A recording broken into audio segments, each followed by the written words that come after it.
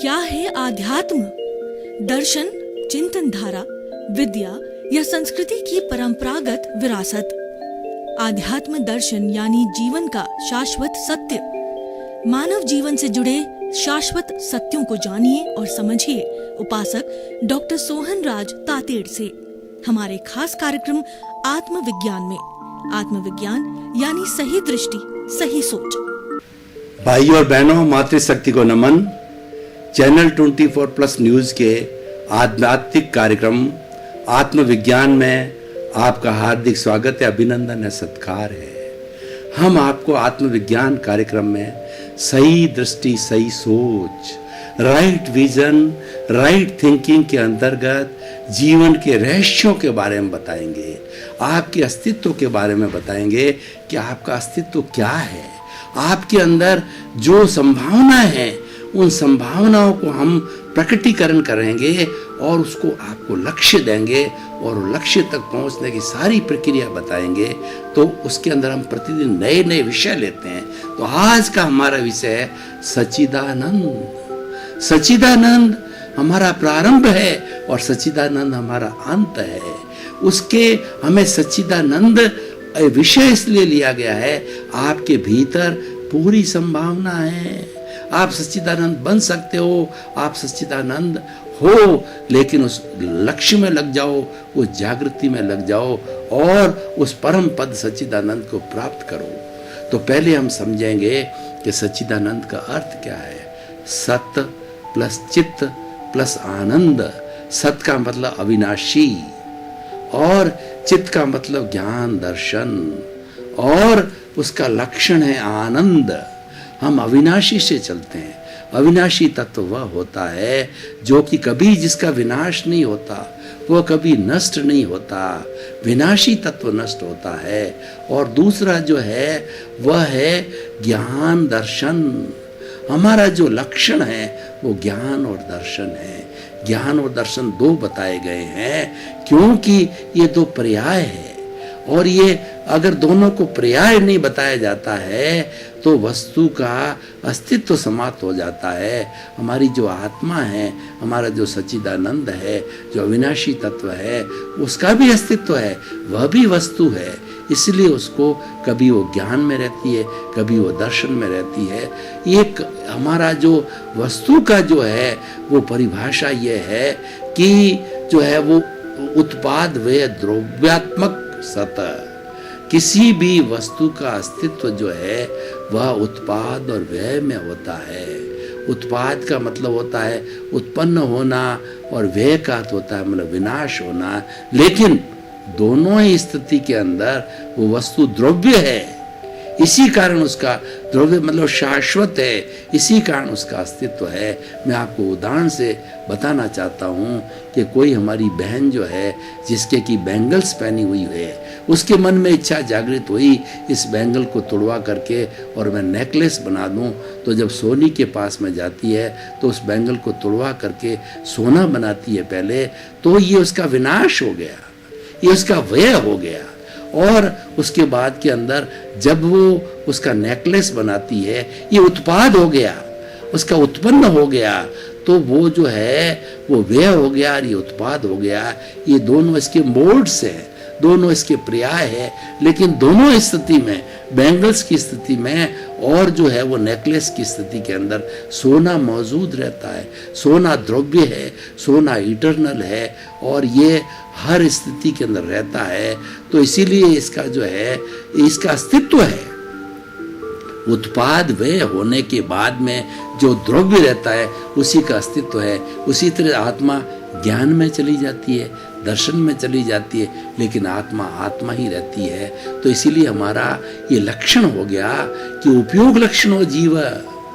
हमारा जो है इस उपयोग का जीव का लक्षण क्या है, वो लक्षण जो है ज्ञान और दर्शन है। और उसके बाद के अंदर हम थोड़ा आगे चलें तो देखें कि हमारी प्रॉपर्टी क्या है। हमारी प्रॉपर्टी है इस आत्मा की, सच्चिदानंद की प्रॉपर्टी है हर क्षण आनंद में रहना। शाश्वत सुख है, शाश्वत सत्य, शाश्वत सुख है और हर क्षण रहता है। हमारी भारतीय संस्कृति के अंदर जो लाइफ स्टाइल है उसको जो 4 भागों में बताया गया है, अर्थ, काम, धर्म और मोक्ष।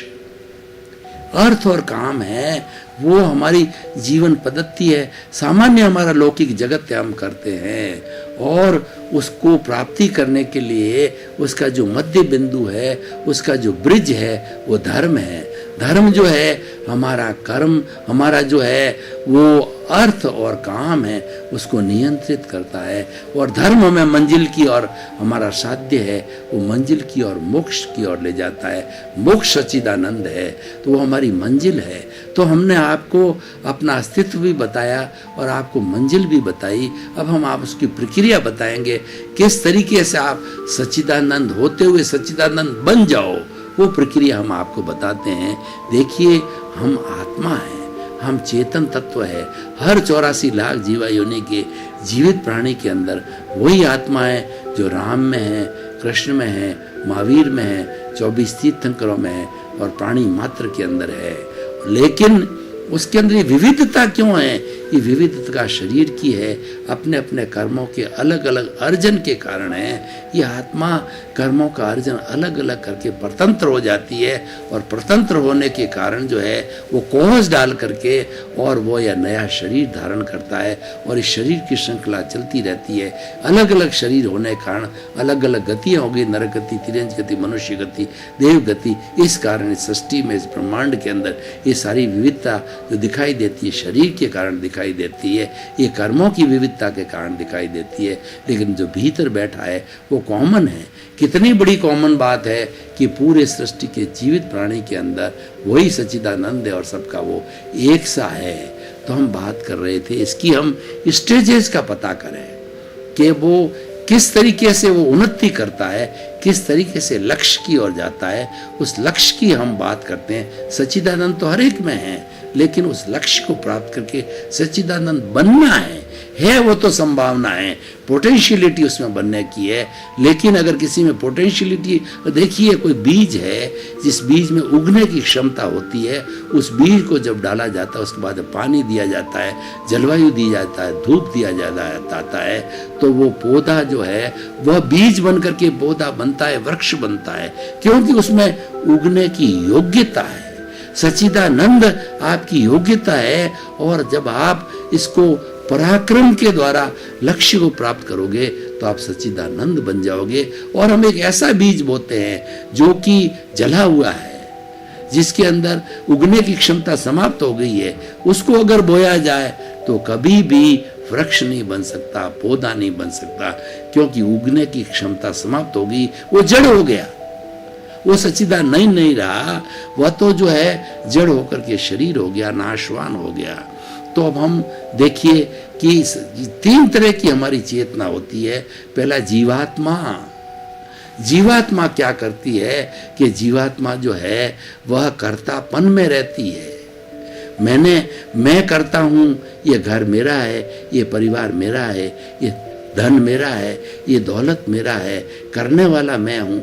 उसके अंदर कर्ता भाव होता है। मैं बड़ा विद्वान हूँ, मैं करोड़पति हूँ, मैं अरबपति हूँ और मैं जो है कुबेरपति हूँ, मैं बड़ा नेता हूँ, मैं बड़ा मिनिस्टर हूँ, मैं प्राइम मिनिस्टर हूँ। ये सारी बातें कर्ता भाव की बातें हैं और यही कर्ता भाव ही कर्म बंधन का कारण होता है। ये सब पर है और ये जीवात्मा के स्तर पर रहता है। जीवात्मा क्या करता है? चार्जिंग चालू रहता है। उसके जो है ये मन वचन काया की तीनों बैटरियां चार्ज होती रहती है और चार्ज होकर के फिर से नया पुतला बनाती है और ये क्रम जारी रहता है। उसका जो है वो चार्ज रुकता नहीं है। जीवात्मा का चार्ज चालू रहता है, आश्रव चालू रहता है और निर्जरा तो होती रहती है, लेकिन आश्रव चालू होता है तो फिर जो है उसके बाद के अंदर फिर वो आश्रव को मल्टीप्लाई करता रहता है और जन्म जन्मांतर के अंदर हम घूमते रहते हैं। दूसरा जो है जो हमारा है अंतरात्मा, ये जो है वो हमारे वो सच्चिदानंद बनने की और जो हमारा प्रयाण है। ये जब कोई ज्ञानी पुरुष हमको ज्ञान दे देता है, हमें आत्मज्ञान की प्राप्ति होती है तो भेद विज्ञान हो जाता है कि अविनाशी अलग है और विनाशी अलग है। जो अविनाशी है वो तो ज्ञाता है, दृष्टा है, वो तो जानने वाला है, वो तो देखने वाला है, वो तो अनंत ज्ञान वाला है, अनंत दर्शन वाला है, अनंत शक्ति वाला है, अनंत का सुख का धाम है, वो सुख के अक्षय सुख के अंदर रहता है। और ये जो विनाशी तत्व है, ये जो पुतला है जो हम जहाज करके लाए हैं, इसको प्रतिष्ठित आत्मा कहते हैं। ये जो है करने वाला है, ये भोगने वाला है। जैसे मेरा नाम सोहन लाल है तो दुख भोगने वाला सोहन लाल है। दर्द ये इसके शरीर के अंदर होता है, सुख दुख इसके शरीर के अंदर होता है, सारी अनुभूतियां इसके शरीर में होती है, उससे ये भोगता है। कभी सुखी होता है, कभी दुखी होता है, लेकिन मैं तो इसको जानने वाला हूँ, देखने वाला हूँ, और मेरी कोई प्रतिक्रिया नहीं है। मेरी जो ज्ञान होने से जो है ये भेद विज्ञान होता है, और भेद विज्ञान से अकर्ता भाव आता है, और जहाँ अकर्ता भाव होता है हमारा अहंकार जो है वो मर जाता है। लेकिन चार्जिंग के अंदर जीवात्मा के जो है अहंकार जीवित रहता है। अंतर आत्मा के मृत अहंकार होता है। मृत अहंकार का अर्थ ये होता है जो आपके जन्म जन्मांतर के जो कर्म बाकी है वो निर्जर होते रहते हैं। वो बर्फ की शिला की तरह निर्जर होते हैं। बर्फ की शिला को जो है बर्फ पिघालने के लिए हमको कोई परिश्रम नहीं करना पड़ता है। वो तो मात्र एक जगह गर्म स्थान में रख दो तो धीरे धीरे वो बर्फ अपने आप जो है पिघलता जाएगा। वो निर्जरण है, वो हमारा डिस्चार्ज है, वो होता रहता है। ये होता रहता है, ये होने वाली प्रक्रिया है, इसमें करना कुछ नहीं रहता है। ये हो रहा है, करना अलग है। वो हमारा पुरुषार्थ है, वो हमारी जागृति है। जब हमें ज्ञान प्राप्त होता है तो 100% प्रतीति हो जाती है कि मैं तो जो है शुद्ध आत्मा हूँ और ये शरीर मेरा रिलेटिव है। सारे संसार के जितने भी प्राणी हैं 84 लाख जीवा योनि के, उनका शरीर है, रिलेटिव है, लेकिन उसके भीतर जो रियल बैठा है वो सबका समान है। चाहे कीड़ा हो, चाहे मकोड़ा हो, चाहे पेड़ हो, पौधा हो, वो सबका समान है और उसके अंदर वही विराजमान है। तो वो ये अनुभूति हो जाती है, ये प्रतीति 100% बैठ जाती है। उस ज्ञान लेने के बाद में, उसके 100% प्रतीति के बाद में 15% जो है मैं जागृति पैदा हो जाती है। हमको आगे बढ़ाने वाला तत्व है जागृति। जागृति का अर्थ हमारी प्रज्ञा जागृत हो जाती है। हम प्रज्ञा चक्षु बन जाते हैं, हम स्थित प्रज्ञ बन जाते हैं और धीरे धीरे भी जागृति बढ़ती जाती है। यही पुरुषार्थ है। ज्ञान हमको पुरुष बनाता है। पुरुष का मतलब ये है हम ज्ञाता दृष्टा बन गए, हम जो है जानने वाले देखने वाले बन गए, हम करने वाले भोगने वाले नहीं रहे। वो अलग तत्व हो जाता है तो ये पुरुष का बनता है। और जो भोगने वाला है, जानने वाला है, वो प्रकृति है। पुरुष प्रकृति को देखता रहता है, जानता रहता है और ये जो प्रकृति है वो गलती रहती है बर्फ की शिला की तरह, क्योंकि चार्जिंग बंद हो गया, आश्रव बंद हो गया है, खाली निर्जरा बाकी रह गई है। और जब प्रज्ञा जागृत होती, प्रज्ञा संवर है। और ये 5 आज्ञा हमारा तप है। तप जो है हमारा जो एक हमारा आचार संहिता है वो हमारा संवर है। और जहाँ संवर होता है वहाँ नए कर्मों का बंधन नहीं होता है। आश्रव रुक जाता है, आश्रव से नए कर्मों का बंधन होता है। अहंकार को तोड़ दिया जाता है, अहंकार को धाराशायी कर दिया जाता है।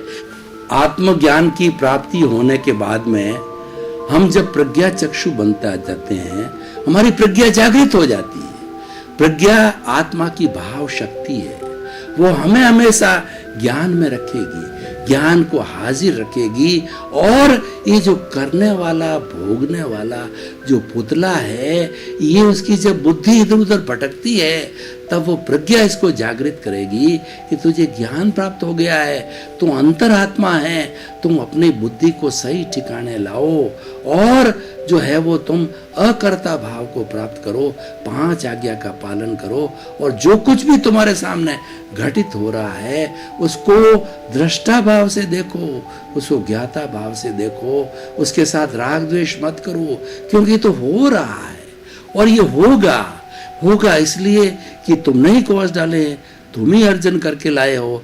तो इसका जो जितना भी निर्जरा है, जितना भी डिस्चार्ज है, वह होता रहेगा बर्फ की शिला की तरह। और ये जो नया प्रतिष्ठा नहीं होगी, इस ज्ञान लेने के बाद में एक ही प्रतिष्ठित आत्मा बनेगी, क्योंकि अहंकार को धाराशायी कर दिया गया है। अहंकार को जो है मिटा दिया गया है, नए कर्मों का बंधन नहीं होगा। तो आश्रव का जो द्वार है वो बंद कर दिया गया है। और उसके साथ साथ में प्रज्ञा ने जो है हमको तप की चेतना जागृत कर दी है। तप की चेतना संवर है, तप है हमारी आचार संहिता है, और तप जो है हमारा चारित्र है। और तप के द्वारा हम संवर में रहते हैं हर वक्त के अंदर, और संवर जहाँ है वहाँ पर निर्जरा रहती है। ये 5 आज्ञा है, ये हमारा तप है। और मोक्ष मार्ग के 4 स्थान बताए गए हैं, सम्यक दर्शन, सम्यक चारित्र, सम्यक जो है वो ज्ञान, और सम्यक तप है।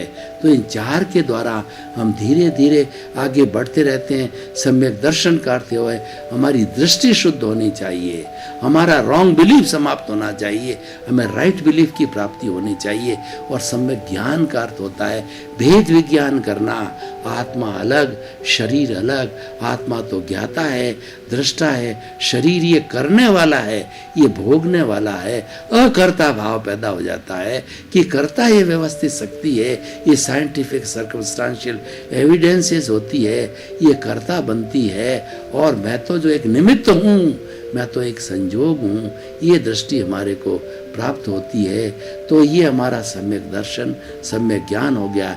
सम्यक चारित्र जो है हमारी 5 आज्ञा है, और ये 5 आज्ञा का पालन सम्यक चारित्र बनता है।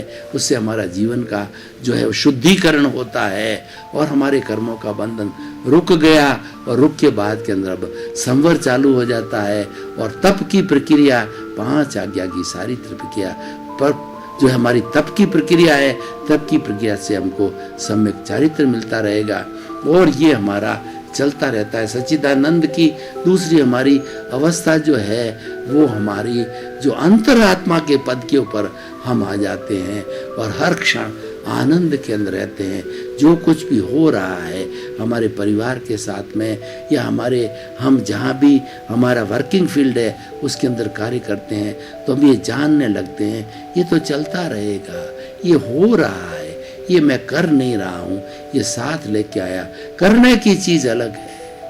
हमारी जो जागृति, जो ज्ञान लेने के बाद में 15% जागृति हो जाती है, इसको बनाना पुरुषार्थ है। ज्ञान हमारे को, ज्ञानी पुरुष ने हमारे को, ज्ञान ने हमको पुरुष बना दिया। हम पुरुष बन गए, और ये जो जानने वाला, भोगने वाला है, ये प्रकृति है। ये जैसे सारी प्रकृति, कॉस्मोस, पूरा ब्रह्मांड है, ये भी प्रकृति है। और जो पुरुष होता है वो शुद्ध तत्व होता है, इस प्रकृति को देखता है। शरीर की भी अपनी प्रकृति है, तो इस प्रकृति को जो है हम देखते जाते हैं, जानते जाते हैं, हम जो ज्ञाता बनते हैं, दृष्टा बनते हैं। यही सच्चिदानंद का जो है मुख्य कर्तव्य है, मुख्य ड्यूटी है, और वही ये करता है। और ये भुगतने वाला भुगतता जाता है। धीरे धीरे अब हमको क्या करना है, हमें जो 2% अनुभव ज्ञान लेने के लिए प्राप्त हुआ है, जब हमको सम्यक दर्शन मिला तब उस वक्त हमारे को 2% अनुभव हुआ। इस अनुभव को आगे बढ़ाना है। जागृति पुरुषार्थ है। हम पुरुष बन गए, हमको पुरुषार्थ करना है, और पुरुषार्थी जागृति है। और ये जागृति 5 आज्ञा में रहना, ये जागृति है। ज्ञाता दृष्टा भाव में रहना ये जागृति है। और धीरे धीरे हमारा अनुभव 2% से बढ़ते बढ़ते 5%, 10%, 20%, हम 5 आज्ञा में रहते हुए, ज्ञान के अंदर रहते हुए, प्रज्ञा का आदेश मानते हुए, हम धीरे धीरे अनुभव को 2 से बढ़ाते हुए 10, 20, 25, 50 और 100 की अवस्था तक पहुँचेंगे। तो 100 की अवस्था तक पहुँचे पर उस प्राणी को, सच्चिदानंद को केवल ज्ञान हो जाता है। और केवल ज्ञान प्रकट होते ही वो परमात्मा बन जाता है। वो भूत, भविष्य, वर्तमान, जड़ और चेतन की हर अवस्था को जानने लग जाता है। उनको एब्सोल्यूट ट्रुथ मिलता है, उसको संपूर्ण ज्ञान मिलता है। केवल ज्ञान का मतलब संपूर्ण ज्ञान की प्राप्ति होनी, तो वो परमात्मा का रूप हो जाता है, वो सच्चिदानंद बन जाता है। तो हमने प्रारंभ किया, आपको बताया कि आप में सच्चिदानंद बनने की योग्यता है, आप में सच्चिदानंद बनने की संभावना है, आप में सच्चिदानंद बनने की पोटेंशियलिटी है, हर जीवित प्राणी के अंदर पोटेंशियलिटी है, और मनुष्य तो उसके अंदर सबसे बड़ा है। मनुष्य ही सच्चिदानंद बनता है, मनुष्य में सबसे बड़ी संभावना है। दूसरे प्राणियों के अंदर तो संभावना कब प्रारंभ होगी? जब वो मनुष्य बनेगा। और ज्ञान किसको प्राप्त होता है? मनुष्य को प्राप्त होता है। सम्यक दृष्टि कौन बनता है? मनुष्य बनता है।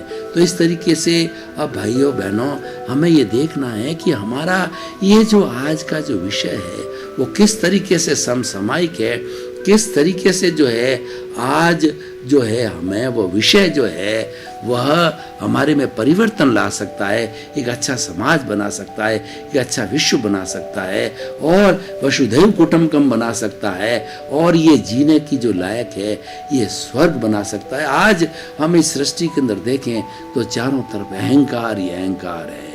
अहंकार है, एक सांप की तरह फुफकार रहा है, मैं बड़ा और मेरे से बड़ा कोई नहीं, अपने आप को सबसे बड़ा मानता है, मैं और मेरा करता है। ये अहंकार भाव ही हमें जो है विषमता पैदा कर रहा है। आज इस सारी सृष्टि के अंदर असंवेदनशीलता, ये हिंसा और ये आतंकवाद, ये रेप, ये भ्रष्टाचार, इन सब की जननी अहंकार है। और सच्चिदानंद प्रक्रिया के अंदर जब व्यक्ति को ज्ञान दे दिया जाता है, अहंकार को धाराशायी कर देता है, उस फुफकार हुए करते हुए सांप को जो है मृतवत कर दिया जाता है। जब हमारा अहंकार फुफकारने वाला सर्प जो है वो मृत हो जाता है, केवल उसके बाद के अंदर डिस्चार्ज अहंकार रहता है। डिस्चार्ज अहंकार मतलब निर्जरा रहती है, मात्र उसके अंदर चार्ज होने वाला पहाड़ जो आश्रव है वो समाप्त हो जाता है, और उसके साथ के अंदर जो हमारी चेतना जागृत हो जाती है। हम चेतना को जागृत करते हैं, चेतना जागृत होने के बाद के अंदर संवर की स्थिति प्राप्त हो जाती है, आश्रव समाप्त हो जाता है, और जहाँ संवर होता है वहाँ पर जो है वो निर्जरा अवश्य होती है। भाई और बहनों, आपका बहुत बहुत धन्यवाद। आप जो ये आत्मविज्ञान कार्यक्रम देखते रहिए, ये रियल ट्रुथ की तरफ ले जाएगा, अल्टीमेट ट्रुथ की तरफ ले जाएगा कि वास्तव में शाश्वत सत्य क्या है, वो शाश्वत सुख क्या है, आपको सच्चिदानंद बनाएगा। तो आपके प्रति मंगल भावना, शुभकामना, आपके परिवार के प्रति मंगल भावना, शुभकामना। आप पूरे परिवार के साथ के अंदर आत्मविज्ञान कार्यक्रम को देखते रहिए, आत्मसात कीजिए, इसको धारण कीजिए। धारण करेंगे तो आप सच्चिदानंद प्राप्त हो जाएगा, आपको अक्षय सुख होगा। आपके प्रति मंगल भावना, शुभकामना। आत्मविज्ञान में आत्मविज्ञान यानी सही दृष्टि, सही सोच।